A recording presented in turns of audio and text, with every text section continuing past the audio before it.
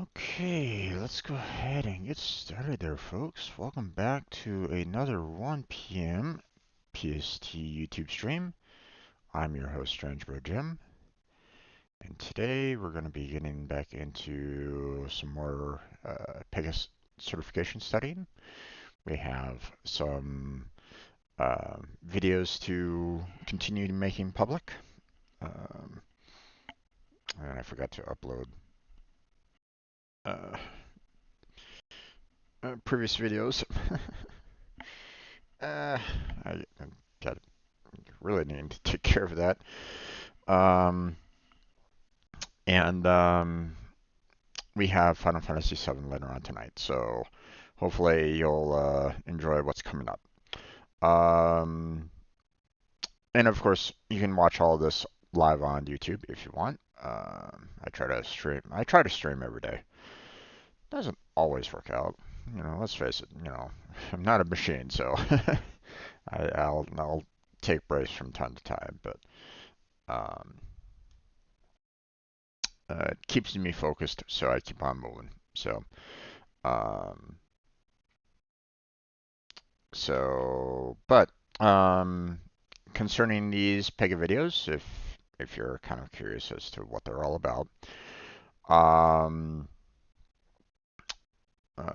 or who am I? What am I doing with these videos, so on and so forth.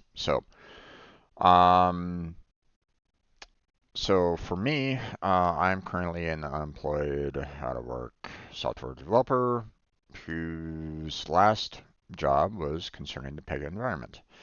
Um, the the employer had us train with an authorized training partner that, well, in my opinion, wasn't all that great. Um, a good majority of us, if not all of us, had basically switched over to self-study because, well, um, we were just having issues with the guy. And we weren't the only ones that knew about it. Obviously, the person's coworkers knew that we were having trouble and saw firsthand, um, you know, the inconsistencies that the gentleman had provided.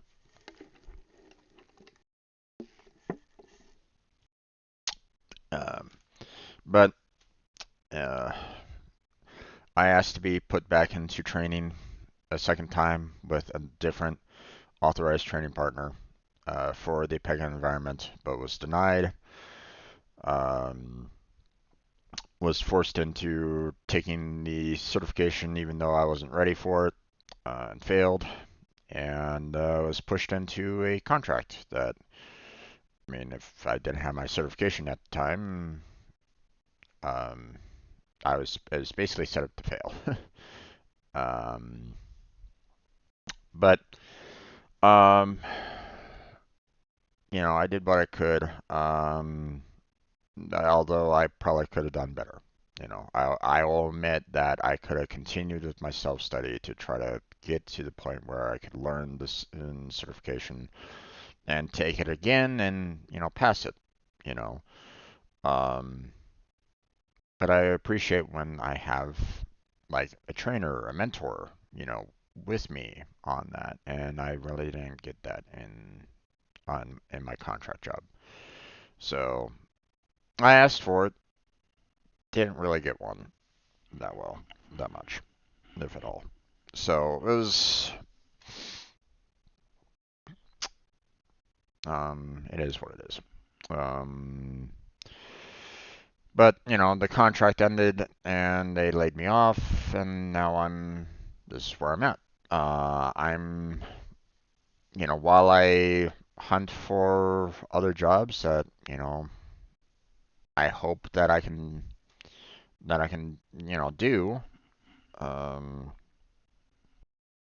Even though, I mean, I don't have all the training in the world, even though a lot of companies seem like, hey, you should be able to do everything in the book. Um, um, I keep on hoping that, uh, I can find a job that would be actually willing to mentor me, properly, but I haven't found one yet that really does a good job on that. Um, which is really unfortunate because, um, you look back and you think, you know, like all the past jobs that I've had, there was typically a certain amount of training that went with a new job every single time. Um, and that's different jobs, by the way. Okay. I was trained as a cashier. I was trained in drive-through when I was, worked at McDonald's. I was trained as a photo technician when I worked at Walmart. Um, I handled paperwork and filing and so on and so forth when I worked for Countrywide. Obviously, it just stated me a lot, but I mean, um, the point is that you know, you get a certain amount of training when you first start a job every single time. That shouldn't be any different when you come in as a software developer, okay? Because, sure, you might expect a certain amount of information for the individual coming in, a certain amount of intelligence, a certain amount of, knowledge for that particular person, especially when they're a new hire. Um, but I mean, there's certain things that not everybody is going to know, and it's just unfortunate that, you know, some mentalities out there are like you should know everything when you first enter a job. And that's a really bad mindset to have. Um, so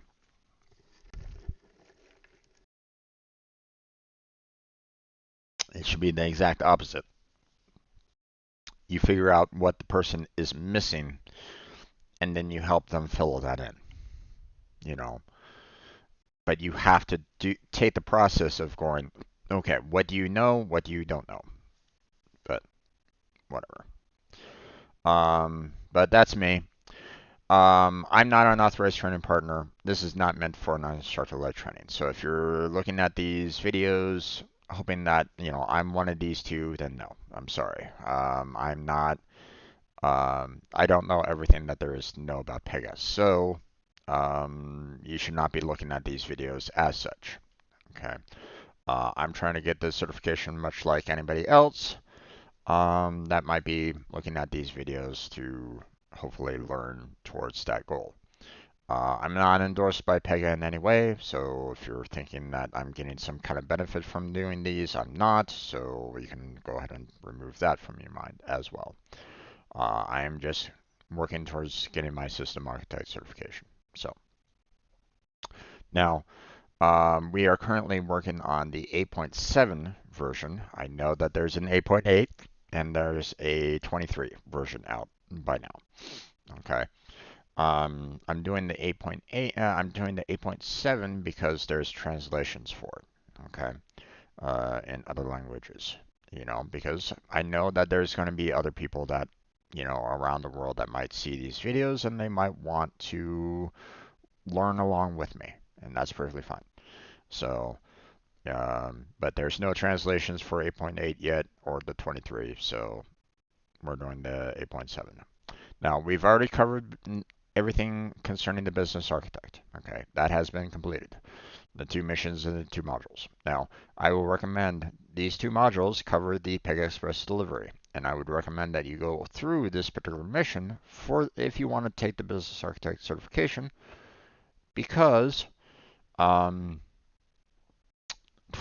is covering the Pega Express delivery, and I feel these two modules does not cover enough. So hopefully this mission will help you out on that. But my goal is the system architect, so that's where we're going to continue our journey. We're working through these 26 modules and 23 challenges, less than now because I've already covered, a few modules and challenges already. But I mean, according to them, I still got 13 hours and 35 minutes left. So, um, which is um, still a lot of time, still a lot of work to do because some of these 5 minute, you know, topics that they give is very full of information, and it takes me like an hour to fill it in. So, but we're on the last topic on the customizing the appearance of a form. So we're on the user interface controls. So we'll finish that off and the module quiz after this, and then we'll move on to the next topic tomorrow. So user interface controls. So controls with UI elements that determine how data, text, images, and other information appear on user forms for both display and user input. Each control type has a unique look and provides different functions for users. A system assigns a default control when you define a new field. For example, customers must create a profile to sign up for a rewards program. You define a date field for customers to enter or select their date of birth. The system assigns a date-time control for the date of birth field.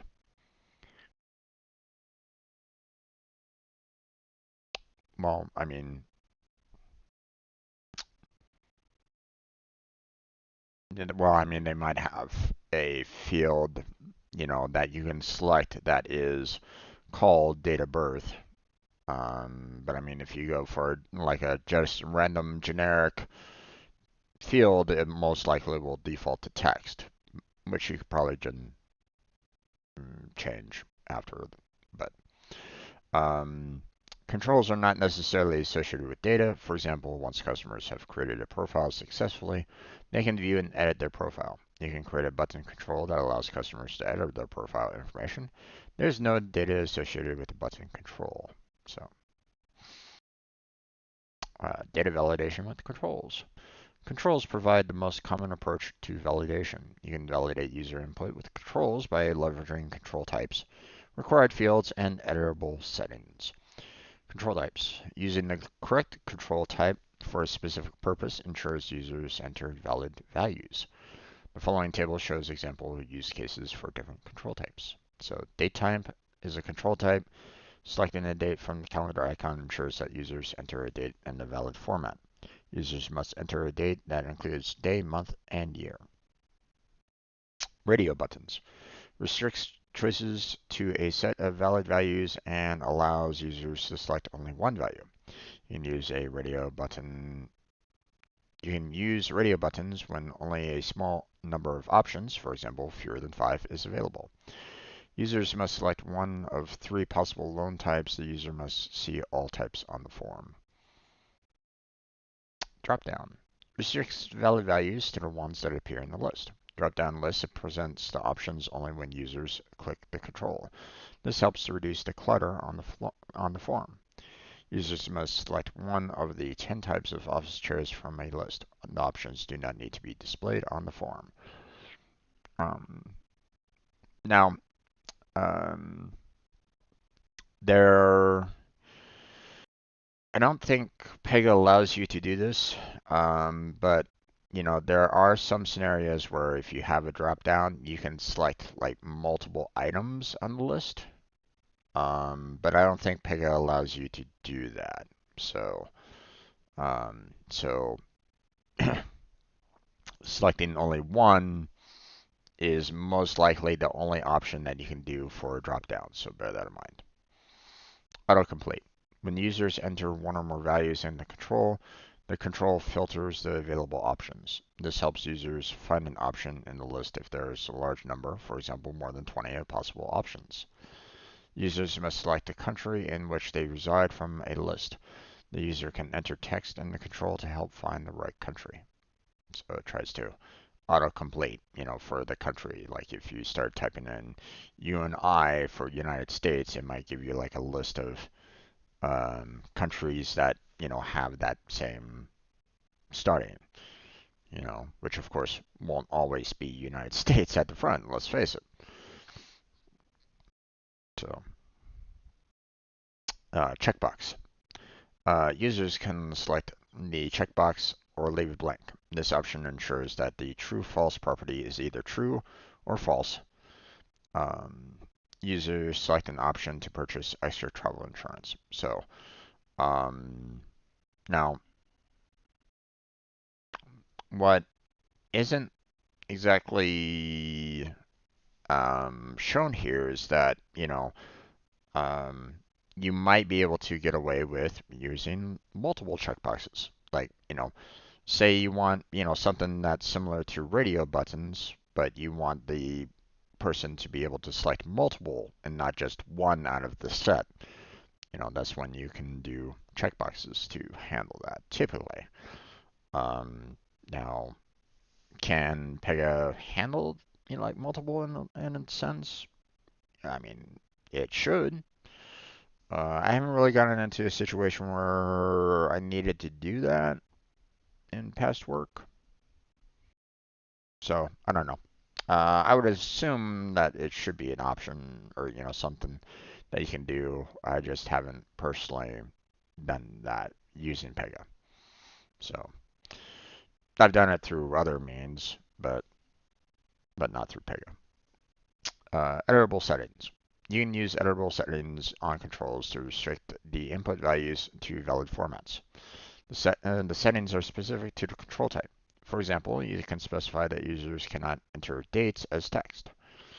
Users must select a date from the calendar icon. It is the best practice to have users specify dates by using the calendar icon to ensure that date entered matches the format expected by the application. You can also specify the minimum and maximum of characters allowed in the text input control. So, you know, date of birth, they're saying, October 2nd, but it's like, yeah, well, we don't know what you mean by this. And even then, you're missing the year typically needed for date of birth. So,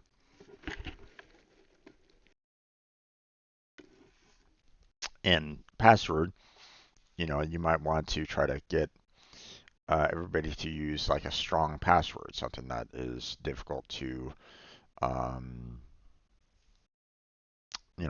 difficult to know, difficult to figure out. You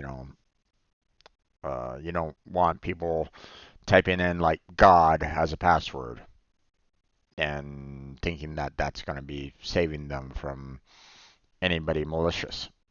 It won't. So if you have the password of God, I would highly recommend that you change that to something like more than 8 characters in length and maybe put in like some symbols or numbers in there as well. If you just type in God, believe me, you're asking to be hacked. So, required fields. Requiring a control as a required field ensures that the user enters a value. If there is no value, users receive an error when they try to submit a form. In the rewards program profile example, you decide to configure the date of birth as a required field. If users do not enter a date in the field, an error message appears when users attempt to submit the form. The error message does not appear if there is a date in the field.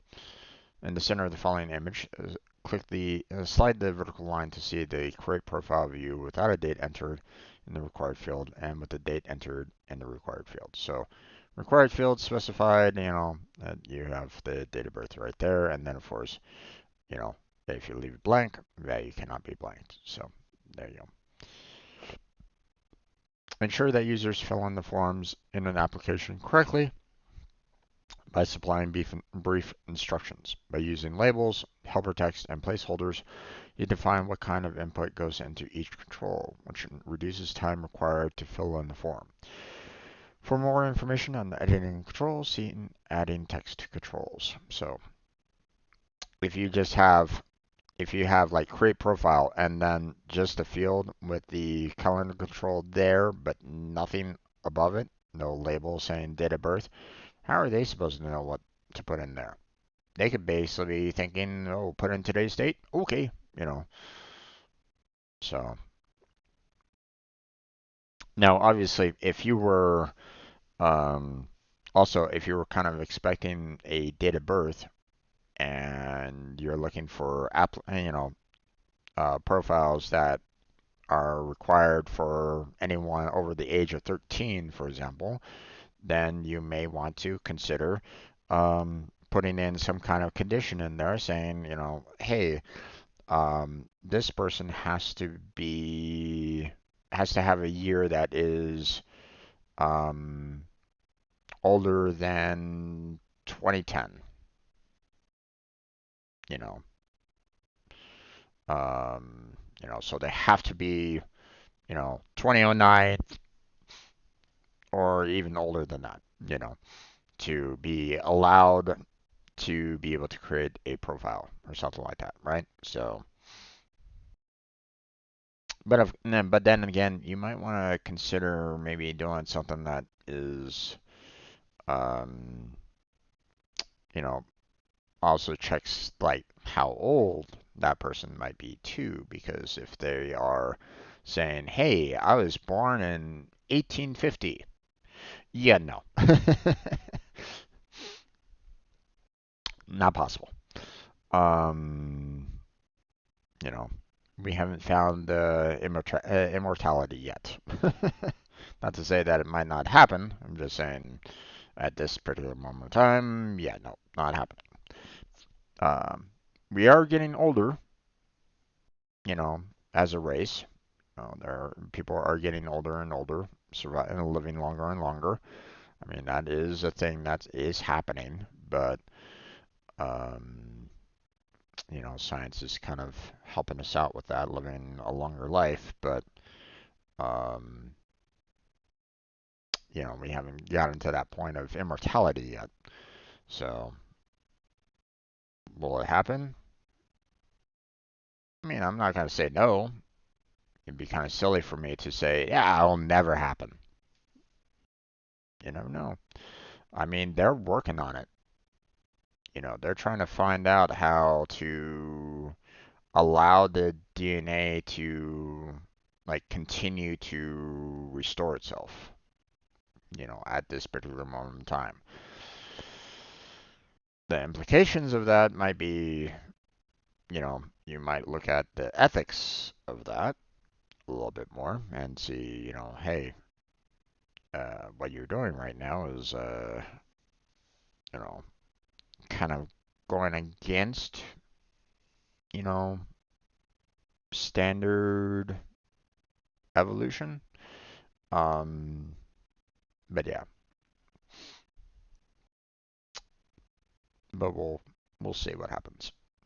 When completing a purchase online, customers must specify their shipping preference, standard, expedited, or next day delivery.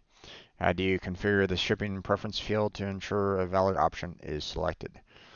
So you can either do a radio button because it has to be one of those three and only one of those three. So, you can do that with the radio button. Text input controls, not no, you don't want that because then you'd have to be like doing spell checks and stuff like that on that. No. Checkbox allows for multiple selections, so that doesn't work. And configure the shipping preference field to be required. Well, I mean, you don't necessarily need it to be. Well, I mean, it kind of is required. Um, but you can always default it to say standard, no matter what. So, if they don't select one of the three options, then you can always state that it's always going to be a standard delivery, if not selected otherwise. You know, so it's definitely that one. So, although I would like to see what they have to say about the required field all of a sudden. Um, so if they say, hey, I want it to be required, you know, making shipping preference required ensures that users enter a value, but does not ensure that the entered value is valid.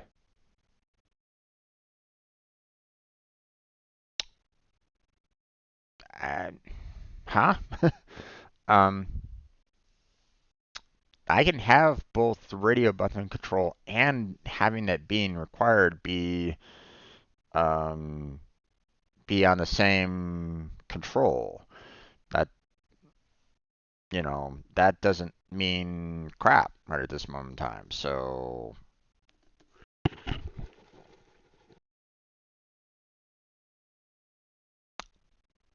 you know, I can have both required and radio button control being on the same field. That doesn't mean crap right at this moment in time. Um, the only problem with it is that it doesn't necessarily specify what the field is, and that's where the problem is. So I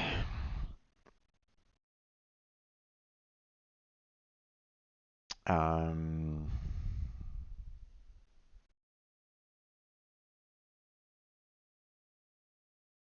so I mean they're correct.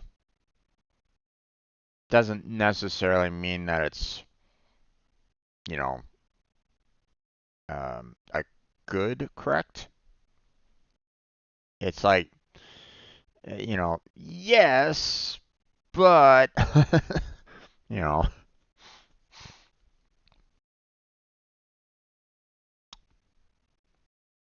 know, you're right, but there's a problem with you're right, you know, um, with your right statement. you know. So, oh, we move on. There's no need for me to comment more about that. I don't need to put. I don't need to address that as a suggestion or anything like that. I mean, they're right, but at the same time, um, you could still have it required. So if there was no other options better, then yeah, it would totally be fine. But there was a better option. So all right, let's get into the module quiz. So how many we got? Only three? Okay. Okay, so drag the layout type to the appropriate business use cases. So we got repeating and dynamic layouts based off of these options here. So this is what I mean yesterday, and what I meant yesterday about having to kind of read a lot in order to get the you're only gonna have like maybe about a minute and a half per question, and if you get a question like this, you're gonna have to be quick about it. Otherwise you're gonna have to hope that the rest of the questions are shorter in length, so that you can answer them super quickly. But you know, a course enrollment case type presents students with a table of courses. Each course is selectable and identified by ID, name, description, and credits. Um,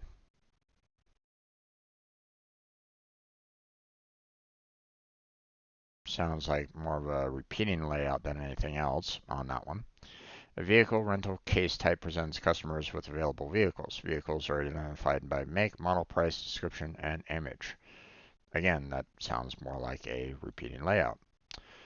A banking case type presents a screen with terms of use that users must scroll through before clicking the accept button at the bottom of the screen. The terms of use contents wraps to accommodate smaller screen sizes. Um,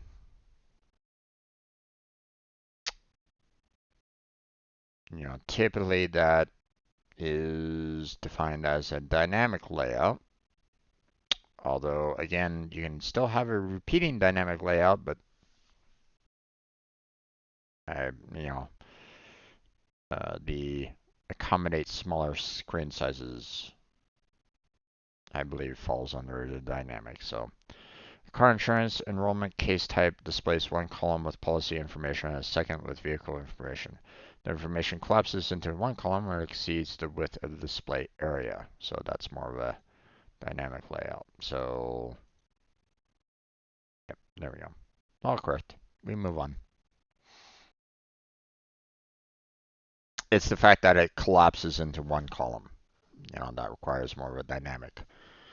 So customers can, drag the items to a correct placement within the sentence. So we have control and field. So customers can track online orders by entering the order tracking number and clicking a button that is labeled track it.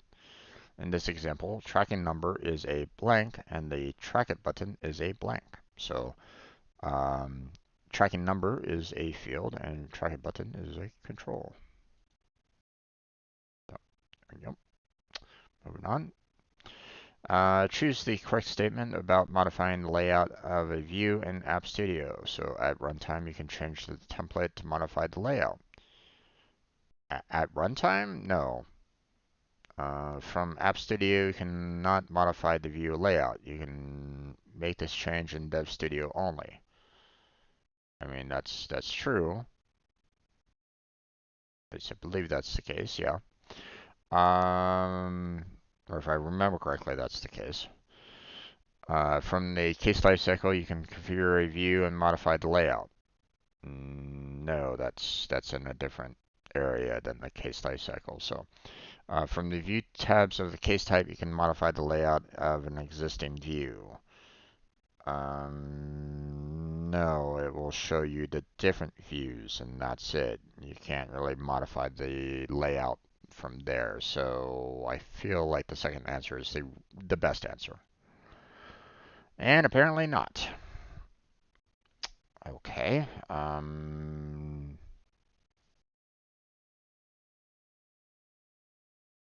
View a layout can be modified in App Studio.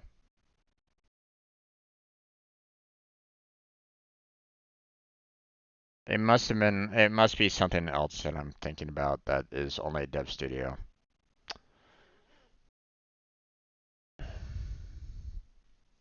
Hmm. Okay. Well, if that's incorrect, then um,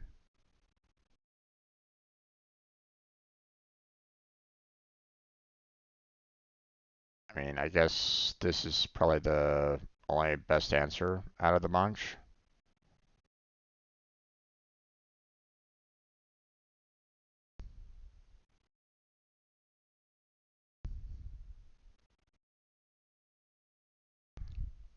Oh, even that was wrong?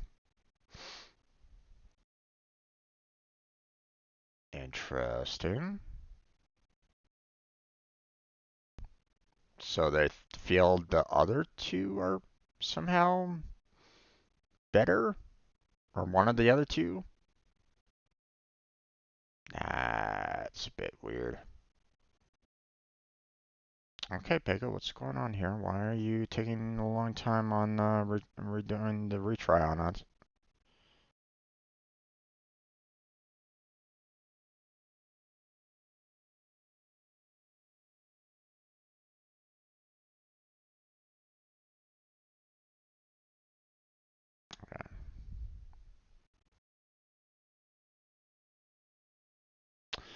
Okay, so apparently that's wrong, and that's wrong.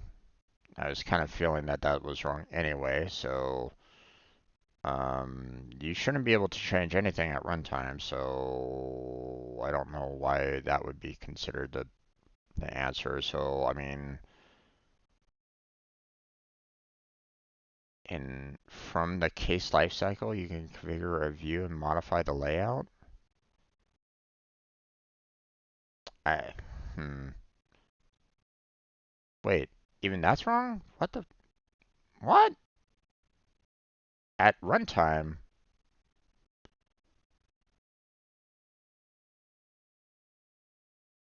Are they really saying that that's the answer on that one?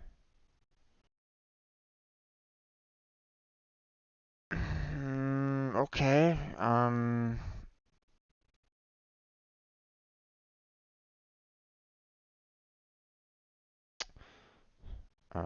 Okay, well, I don't know if they switch the items around and stuff like that, so some of these might be change differently. Yeah, it looks like they moved things around a bit, so there you go.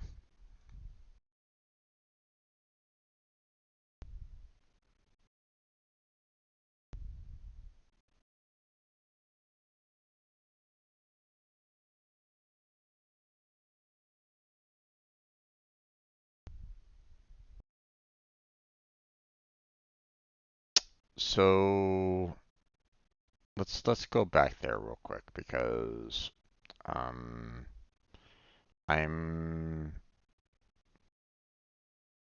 I'm actually kind of confused by this here. So let's see. Um, so I'm gonna return to module on this one and go back to what they had. So first off, what I want to do is I want to look for the um, the Dev Studio only, which I believe is like one of the very first things that you read in the very first topic, if I remember correctly.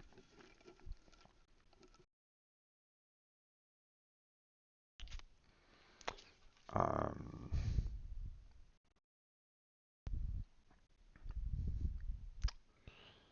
um,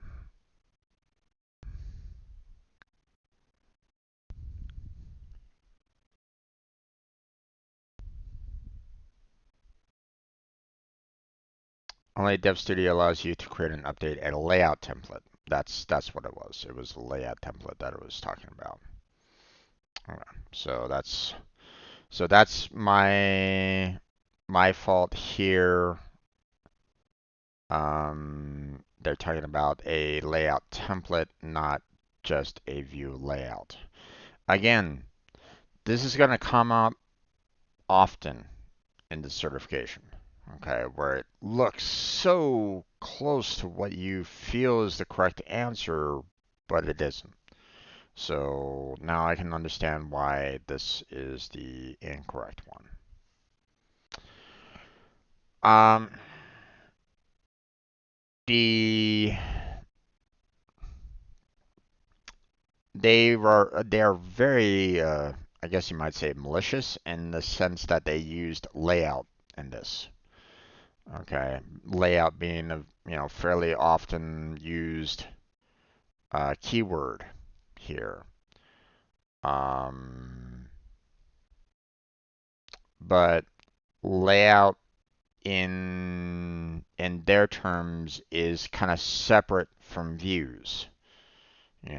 Vue has their own, you know, style of layout where a layout has a layout. It's like, I don't know how else to really describe it. It's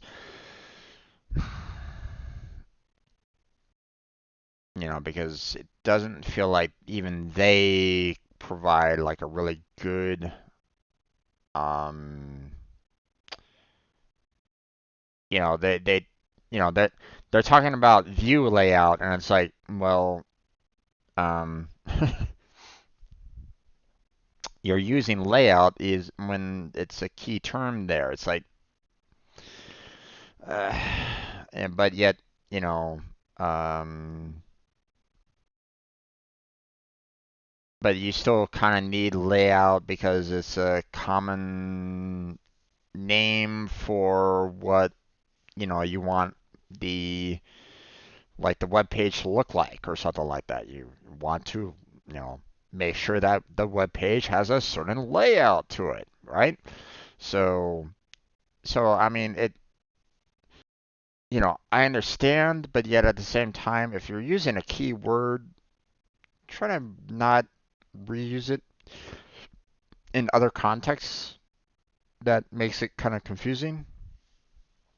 Or in this case, um, uh, this can be quite um, what's the word I'm looking for? Like underhanded, or basically saying, hey, um, You're kind of deceiving me a little bit with this particular question. You know, you're being a little underhanded with this kind of answer here. You know, it's, you know, if it wasn't for that view there, then the answer would be correct. But because they said view layout, there it is. Um, so they're saying that at runtime you can change the template to modify the layout.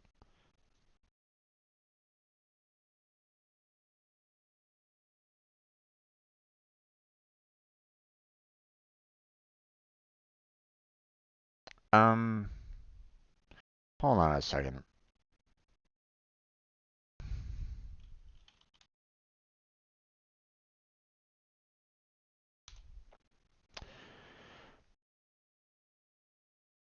Runtime is the final phase of the program lifecycle in which the machine executes the program's code. Other phases include edit time.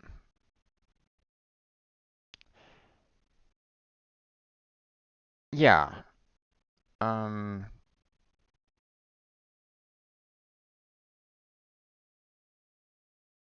so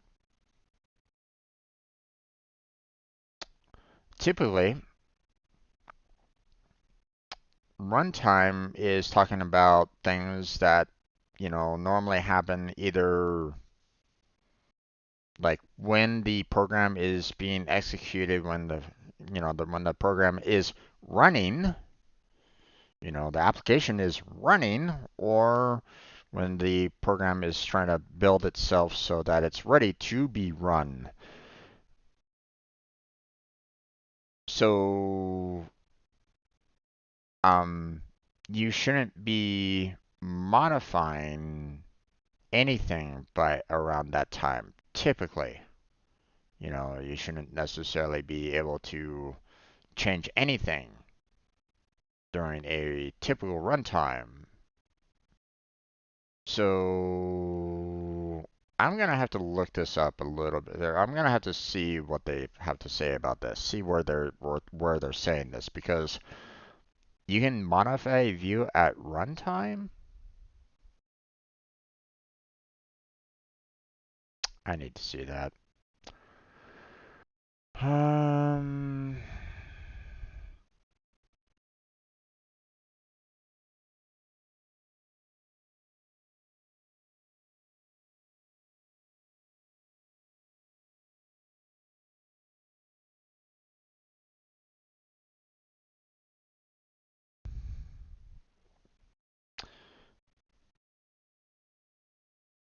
for example, when you add a control checkbox control to the view at runtime.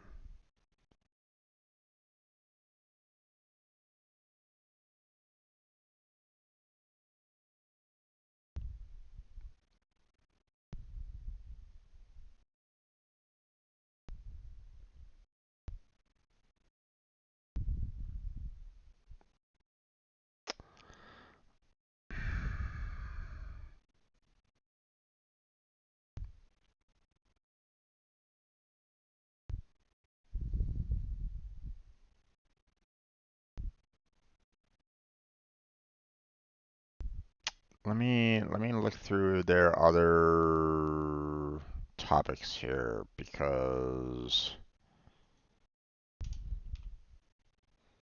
ain't nothing there.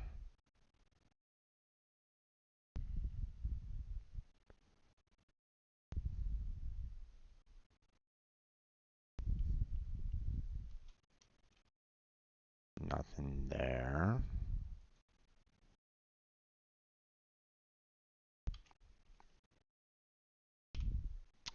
Okay, so the one and only time that they mention anything concerning runtime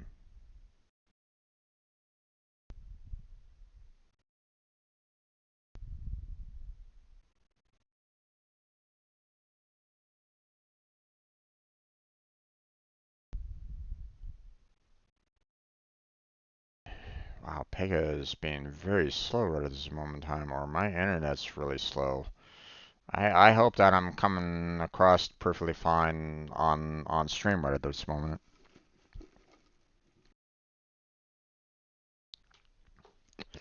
Let me know if I'm not, because this is a bit concerning.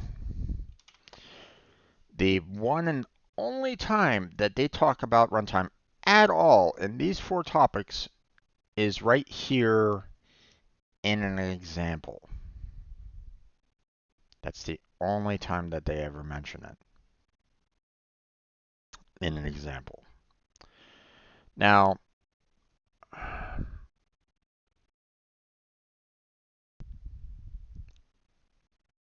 again, you typically don't add things during a runtime, you know, unless you program something into your code that, you know, generates the checkbox control to be displayed and all the label and so on and so forth. I mean, you can put that into the code, so it doesn't necessarily mean that you have to generate, you have to like have that control like automatically there prior. Like you don't need to put it in. You know, you can have it, in such a way where you can like generate it. You can have the program generate that field, that checkbox, whatever. You know, like after the fact, like, hey, this person, clicked on this checkbox, and now a field appears to, for them to add additional information in. You can do that by code. It's not that difficult, right? Um, and then you can take that information and transfer it to whatever you need, right? You can have that be possible, okay? But here's my problem is that, you know, you yourself are not actively doing something at runtime. You as a developer aren't really doing anything, you know, at runtime. That is normally something that is being done by the compiler or the program itself, not you as a programmer. So that caught me off guard. I should have, or at least, I mean, unless I'm off, but um,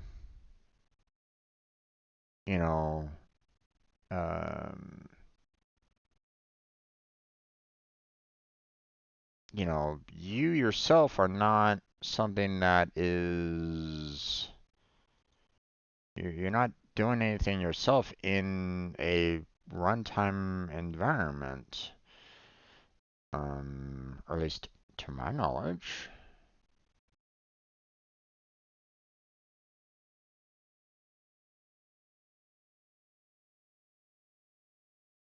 Everything you need to execute a program, but no tools to change it, according to someone's definition on Stack Overflow.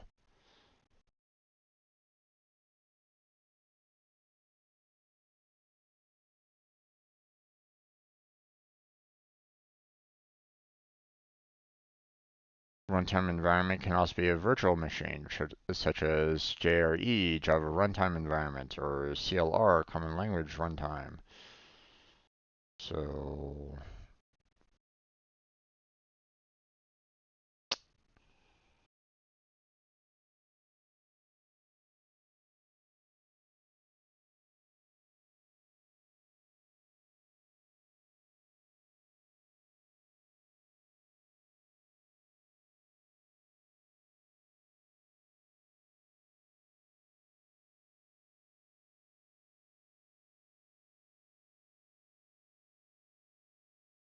in short, runtime environment is for the program what physical environment is to us.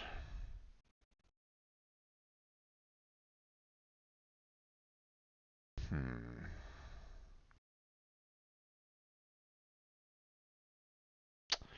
Let's see.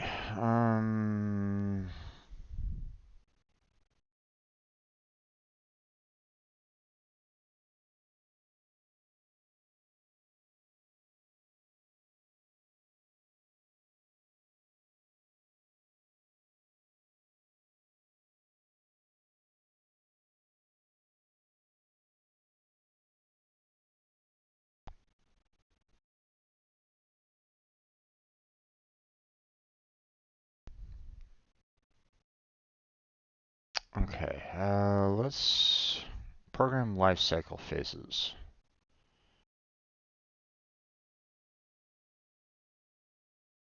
Let's see.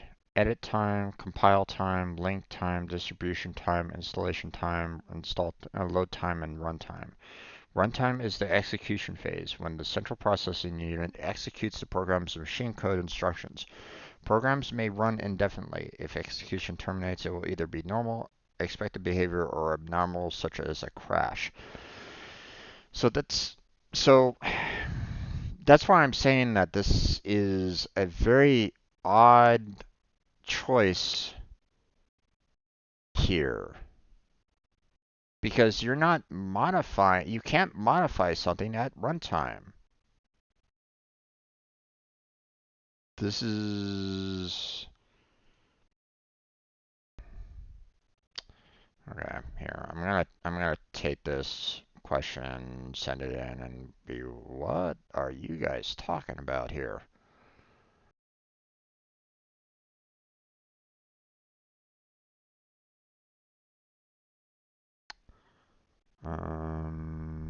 Let's see.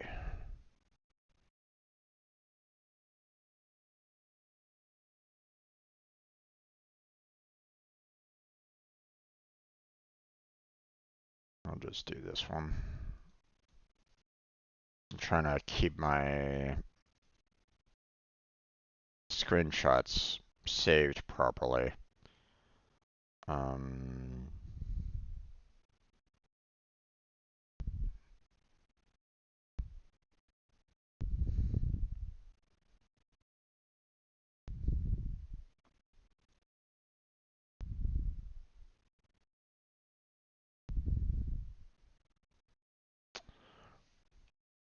so this question, as presented in the screenshot attached, seems like it shouldn't have any of the answers correct, because there is no way that a developer should be able to modify an application or layout during runtime.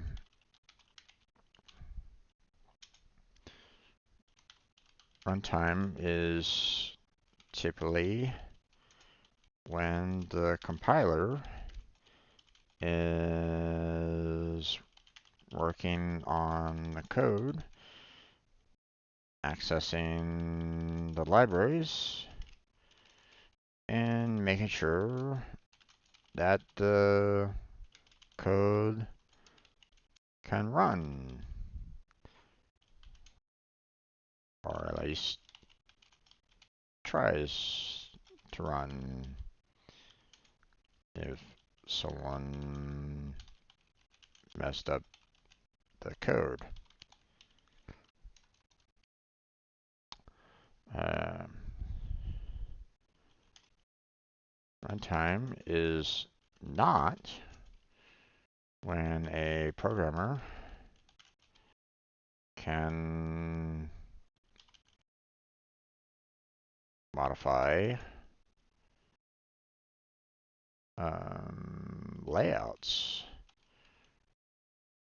or change code.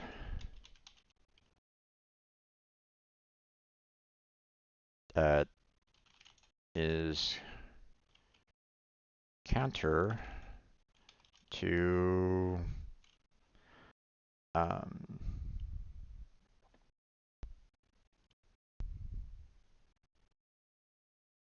and it's counter to already established um, um,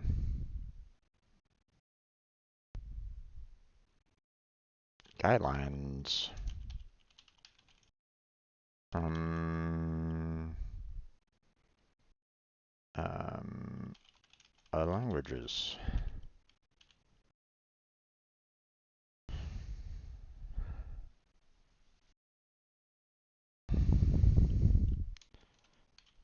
So I recommend that you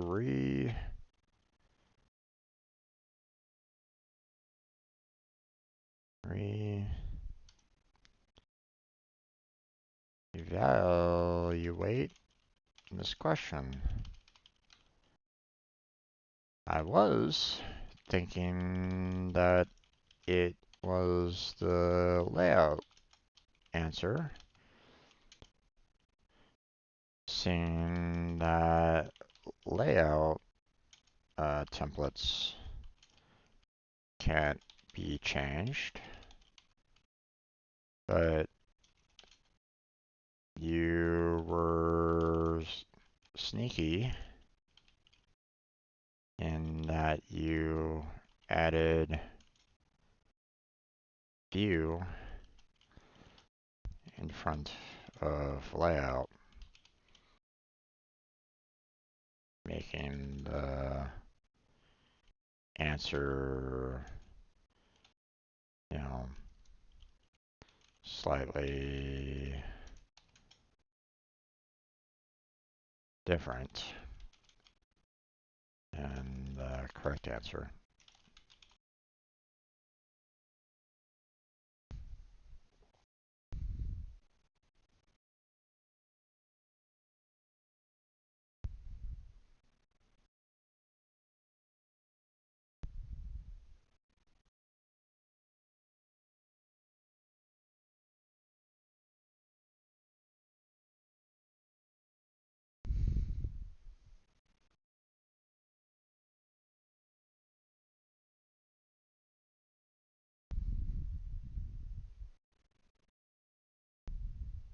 So no, I don't agree with that answer whatsoever. You should not be able to change the template to modify the layout at runtime. No, I'm sorry, not possible. Now, you can change the layout at runtime, sure, you know,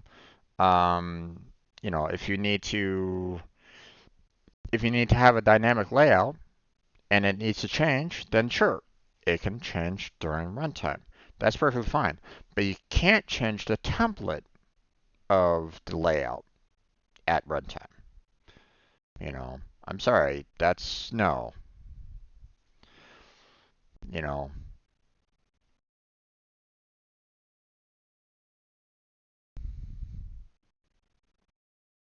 you know, you yourself are not changing the template at runtime. Now the program could change and could modify the layout by having a dynamic layout, but you aren't changing it. So that's an incorrect answer. I'm sorry. I do not agree with that at all. So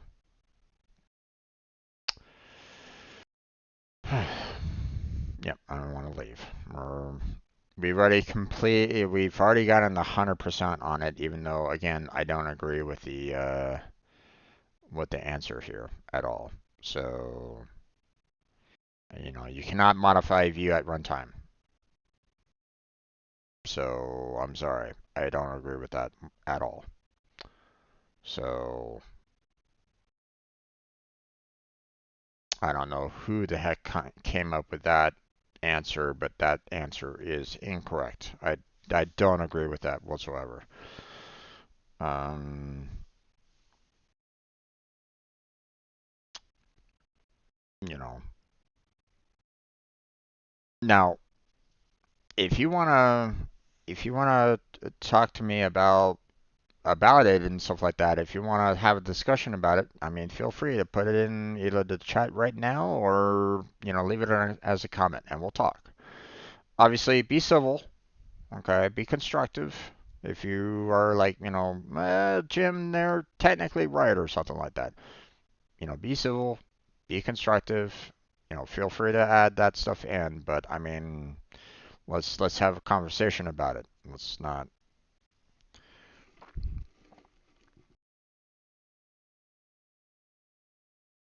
If I see something like, you're being a stupid idiot or something like that, then yeah, well, deleting that comment. Um, but still, I don't agree with that answer at all. So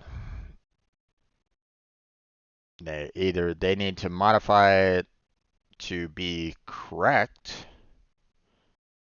or they need to or they need to pick like a different answer altogether on that question, or they need to get rid of that question altogether on that module quiz because they're messing up there. So um, the fact that now, okay, bear in mind this statement here.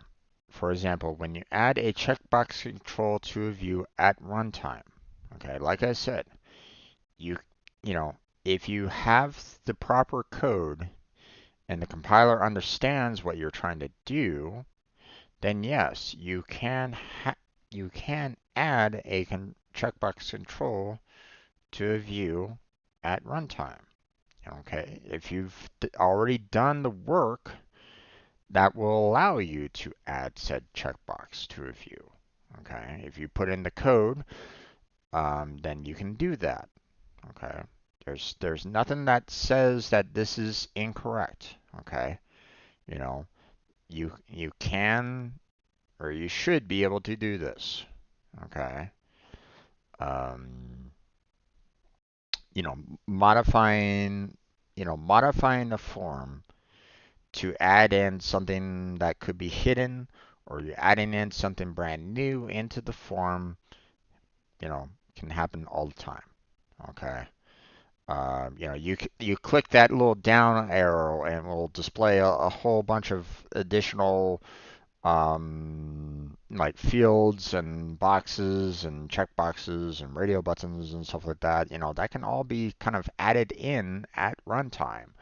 So yes, you know, that's possible. Okay. I'm not saying that that isn't the correct answer there. But when you say that I'm modifying the template, then no. I'm sorry. I don't agree with that. Okay. The template,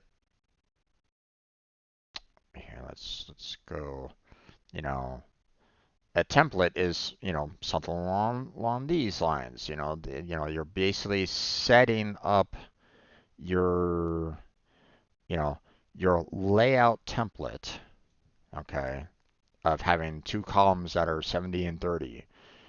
That is a template there. Okay. You're not you're not creating this, style of, hey, I'm creating a two column that's 70 by 30, with all the contents on A being over an A and all the contents over a B being at B at runtime. And then displaying that again, you know. Um, and then basically saying, hey, this template is something that I can reuse over and over and over again. Okay. That's, um, I mean, you can do it via code, but it shouldn't be during Pega. You know, the Pega, you should be creating those templates prior, using Dev Studio. You should be able to, you know, only Dev Studio allows you to create and update a layout template. you know. You should be able to do that, in Dev Studio, creating those templates, and then you can use those templates in your view, in your program, whatever, after the fact. Your program will run the application, it will look at the template and go, okay, you want to use this? Perfect. We'll put that in. Okay. You're not changing that layout during runtime. I'm sorry. No.